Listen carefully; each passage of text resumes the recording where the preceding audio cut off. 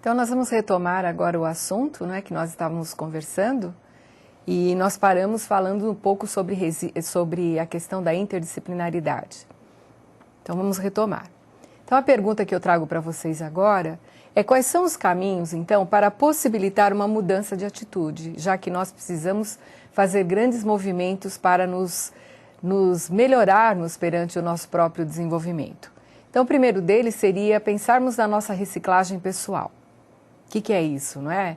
Fazermos de tudo para que nós nos sintamos mais fortalecidos, fazendo cursos, estudando, nunca deixando de aprender. A flexibilidade diante das situações. Como é que nós começar a avaliar como é que nós estamos nos colocando frente ao que nos aparece? Como é o nosso comportamento? Os novos processos de adaptação. Como que nós nos adequamos aos problemas que surgem, aos momentos que nos são mostrados, com as pessoas com as quais nós convivemos, e principalmente a questão de aceitar críticas. Nós sabemos que nenhum de nós gosta muito de ouvir críticas, mas realmente elas são necessárias para que nós possamos tirar delas o melhor proveito para que essas mudanças, principalmente internas, possam se realizar. E é claro que a partir das críticas tudo se transforma, não é? Porque nós temos que mexer com os nossos procedimentos. E o que acontece então quando essas mudanças elas mexem conosco? Isso que é importante porque se nós estamos falando da resiliência e da interdisciplinaridade na formação do professor, quando eu falo na formação do professor, eu falo na formação do próprio ser humano, não é? De termos a possibilidade de sempre nos renovar, principalmente quem está lidando com a educação do outro. A sociedade, então, ela vai exigindo de nós algo que nós chamamos hoje, não é, dessas adaptações, mas antes de pensarmos em transformações, nós temos de pensar que movimentos nós estamos fazendo no nosso interior para que isso ocorra e se transforme e possa gerar novos conceitos e, principalmente, um novo agir, não é? O nosso objetivo como seres humanos é o que fazer para agirmos melhor.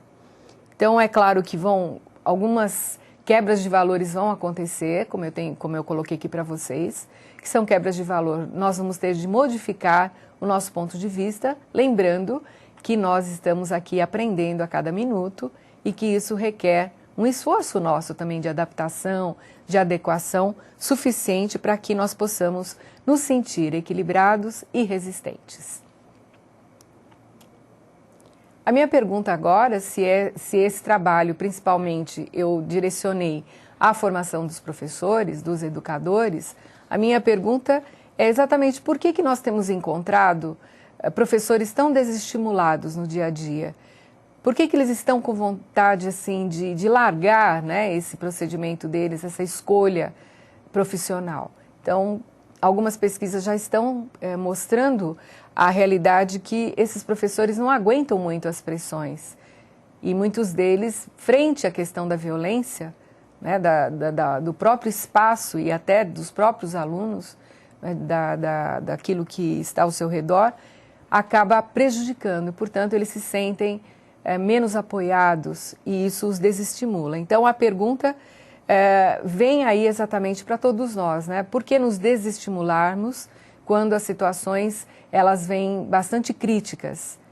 Então, nessas pesquisas, o que nós temos estudado é que algumas causas estão aí relacionadas, principalmente o professor se desestimula quando percebe que o aluno se torna violento, quando esses problemas sociais geram fatores muito estressantes e o professor já, por falta mesmo do seu próprio conhecimento, de estar fora às vezes de se perceber, né, da necessidade que ele tem dessa evolução própria e de se refazer na parte emocional e física, ele precisa se cuidar para que ele esteja muito bem frente a todos esses problemas que podem surgir externamente. E o que nós queremos com esse trabalho é exatamente não desestimular esse profissional, que ele consiga seguir com bastante ênfase, não é? Dando esse valor necessário para a área da educação que ele escolheu com tanto carinho e tanta vontade mesmo de seguir. Talvez aí esteja um grande ponto entre a resiliência e a interdisciplinaridade, não é? Como nos fortalecermos. Então, o caminho para esse profissional, principalmente o educador, o professor, que ele possa tentar resolver os seus problemas de estresse mental. Quando o professor não se sentir bem, que ele também possa ter esses momentos para parar, para se reciclar, para repensar, para ele se sentir bem. Caso contrário, o organismo não aguenta, não é verdade? E nós precisamos estar bem para poder acolher esses alunos que às vezes não estão tão bem. Esse processo é basicamente um processo de frustração e desequilíbrio, que pode gerar esses dois elementos tanto para alunos quanto para professores. Esse é o nosso cuidado. Nós vamos para uma outra definição agora de resiliência, que os que conseguem então ultrapassar tudo isso que nós vimos até agora, né, esses momentos estressantes, esses problemas emocionais, de parceria mesmo que há dentro da sala de aula, que às vezes o professor não consegue dar conta e o aluno também não consegue aceitar esses momentos do professor. Então, quando nós precisamos seguir ultrapassando essas barreiras negativas e incômodas, não é? É que nós podemos dizer então que nós estamos mostrando a nossa resiliência. E nesse momento eu começo a trazer para vocês um novo conceito de resiliência, estudado por mim em termos de pesquisa, e eu fui percebendo, não é, que ser resiliente apenas, ou seja, ultrapassar as barreiras sem poder fazer algum movimento interno, não teria grande sentido, porque todos nós, na verdade, ultrapassamos as barreiras. Quando não ultrapassamos, ou morremos ou caímos em depressão.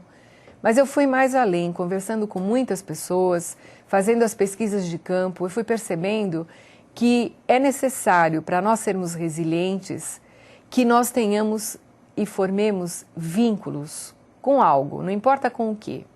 Esses vínculos são super importantes, seja com a família, seja com o trabalho, seja com a religiosidade, seja com amigos, não é?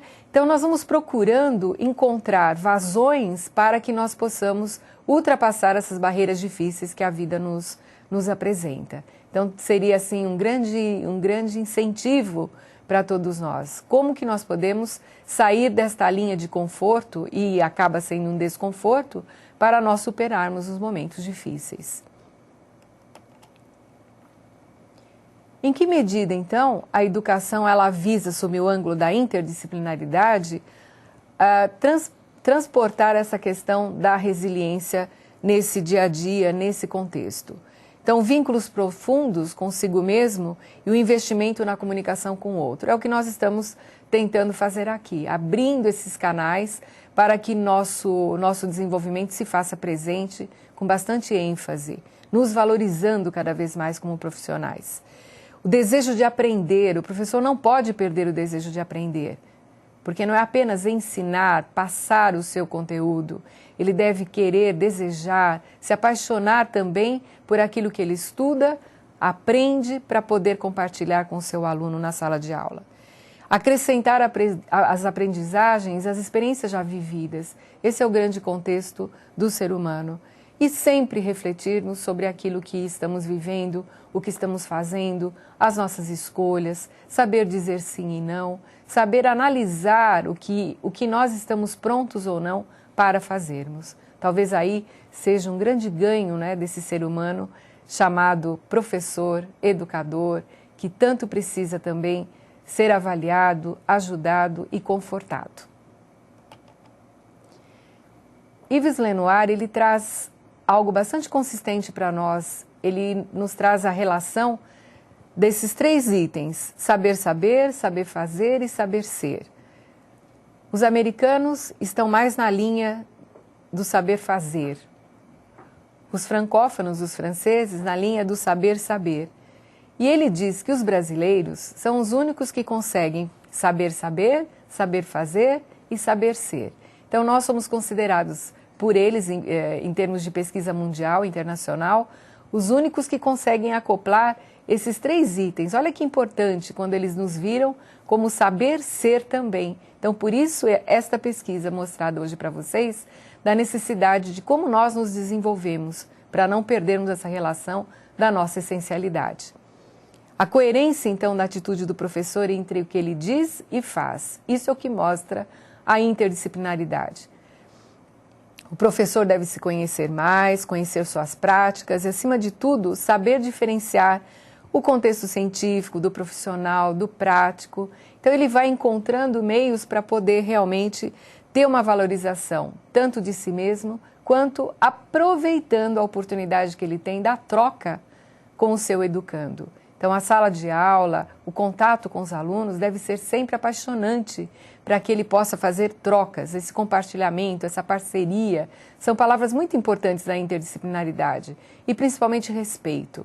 A Inter ela trabalha com algumas categorias apregoadas por Fazenda, entre elas essas que eu acabei de citar para vocês, e aí nós poderemos trabalhar um pouco mais com a generosidade, com a sensibilidade, sempre nos deixando levar para que possamos entender esse processo do que é ser um ser interdisciplinar, um ser que está ligado ao mundo em que ele está, aproveitando todas as suas oportunidades. Então, nós podemos dizer aqui, né, nessa continuidade, que o ser educador, resiliente, complexo, interdisciplinar, ele deve ousar. Obviamente, quando ele ousa, ele vai para um outro patamar da transdisciplinaridade, que seria o processo de reflexão, para saber se realmente tudo aquilo que ele está fazendo está condizente com aquilo que ele deseja no momento. E, acima de tudo, né, ele deve ser muito ousado para poder participar de todos esses desafios que a vida, no dia a dia, nos impõe. E, principalmente, a cada sala de aula que você entra, né, muitos perguntam, né, por que eu sou de um jeito num local, depois eu saio daquela sala, eu sou uma outra pessoa. E o aluno também vai sentindo essa modificação quando conversa com você fora da aula. Então, essa preocupação de nós voltarmos a nos rever, talvez esse seja o grande gancho do aproveitamento do professor para que ele faça esse compartilhamento com o aluno de uma forma mais singela e muito melhor trabalhada.